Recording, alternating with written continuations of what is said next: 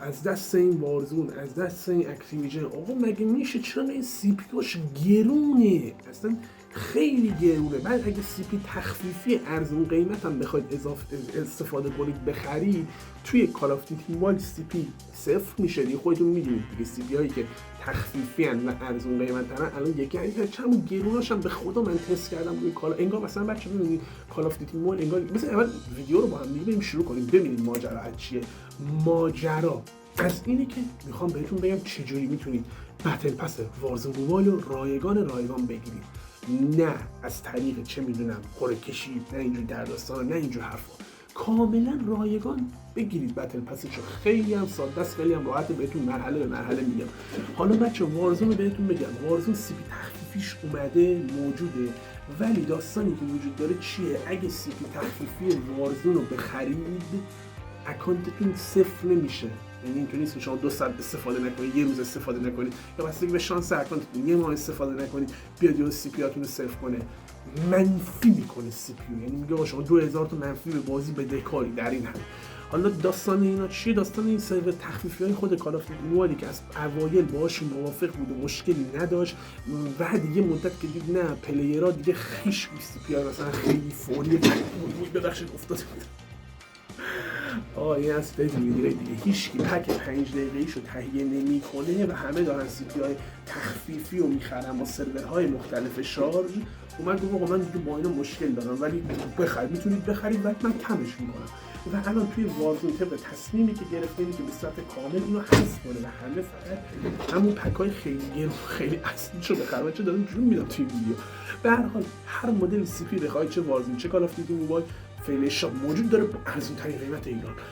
بریم بهتون بگم حالا آقا شما وارزون رو چجوری میتونید بتل پسش رو به صورت رایگان بگیرید. این موضوع خیلی ساده است، ولی شاید اصلا بهش دقت نکرده باشید. برخلاف کال آف دیوتی موبایل، وارزون موبایل داخل بتل پسش یک سری ایونت ها داره، یک سری تایرهای سی پی رایگان داره برای همه. حالا ما چجوری میتونیم این تایرها رو سریعتر پر کنیم؟ پلی بدید، کم کنید، کیل بگیرید اگه میتونید، بازی رو برنده شید. هر طوری شده، حتی شده با کمپر بازی هم، اگه فقط هدفتون اینه که بتل پس رو بگیرید. خیلی دوستان بچه بتل پس بگیرم. خب شاید تو دیگه سریاتون بتل پس اصلا یه چیز معمولی باشه، ولی خب خود من کسی بودم که قبل یوتیوب و اینجور جلسات بتل پس هم نمی‌زدم. من دوست داشتم بتل پس رو رایگان بگیرم و یه بازی مثلا شبیه فورتنایت میومد دقیقاً کار همینو می‌کرد، یا وارزون دقیقاً کار همینو می‌کرد، ولی کال آف دیوتی موبایل و پابجی موبایل هیچ وقت این کارو نمی‌کردن. پابجی موبایل اون موقع نمی‌کرد، الان نمی‌دونم حقیقتا. ولی داخل تایرهای وارزون موبایل تایرهایی وجود داره که بهتون سی پی رایگان میده و اگه شما 4 سیزن تایرهای وارزون موبایل رو پر کنید، سی پی هاشو بگیرید، نگاه کنید تایر 66 و 96 بهتون سی پی رایگان میده که هر بتل پس بهتون 300 تا سی پی رایگان میده. تا جایی که من میدونم بتل پس وارزون موبایل 1300 تا سیزن 1100 تا سی پی میخواد. این به معنی اینه که شما اگه 4 تا سیزن پلی بدید و سی پی هایی که میگیرید رو سیو کنید و خرج نکنید، میتونید در نهایت بتل پس 4 وارزون موبایل رو به صورت رایگان خریداری کنید و از اون بتل پس به بعد تمامی بتل پس های وارزون موبایل رو میتونید به صورت رایگان داشته باشید و هر سیزن هم تازه یه مقداری سی پی اضافه میارید که میتونید باهاش مثلا هر چی که دلتون میخواد بزنید، هرچند از بس گرون آیتم های توش که اینطوری کشکی نمیشه چیزی مثلا با 80 سی پی نمیدونید. من این خیلی گرونه، اصلا آدم نمیتونه بره سمتش. اینا چیکار دارید میکنید؟ چرا گرونی مگه میشه؟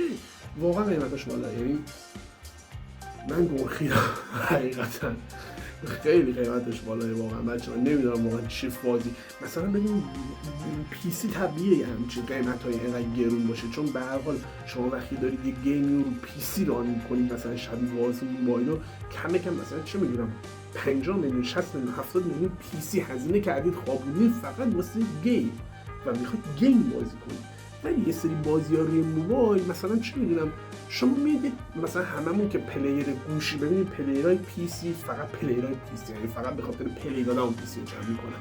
حالا ما هم پلیر گوشی هستیم و فقط گوشیمون رو به خاطر پلی دادن داریم یه سری کارهای دیگه، ولی یک تعداد زیادی از همین پلیرای مثلا کال آف دیوتی موبایل هستن.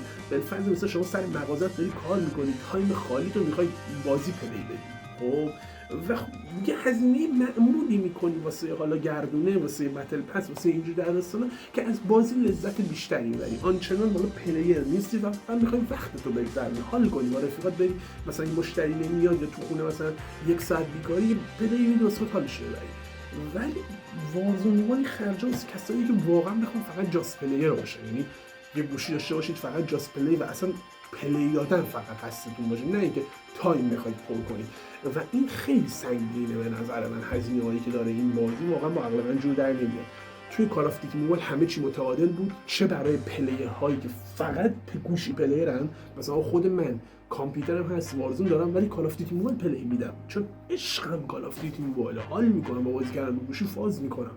خب ربطی نداره اصلا به اینکه شما کامپیوتر داری یا نداری، بعضی با گوشی رو گوشی گیم رو گوشی حال میکنن، با رو پی سی حال نمیکنن، من از اصلا تو گوشی خیلی حال میکنم ولی وارزون خیلی گرونه، باید اعتراف میکنم که خیلی گرونه. به هر حال اگه میخواید بتل رایگان بگیرید این روششه که گفتم بهتون، امیدوارم بتونید استفاده کنید. سابسکرایب زنگوله روشن، کلی اخبار جدید از وارزون واسهتون همینجا میذارم، یادتون نره که حتما حمایتتون رو نیاز دارم. و اگه سی پی وارزون یا کال آف دیوتی میخواید از فیل شاپ تلگرام واسه اینستاگرام میتونید خرید کنید. عاشقتونم، یه تا ویدیو بعدی هم.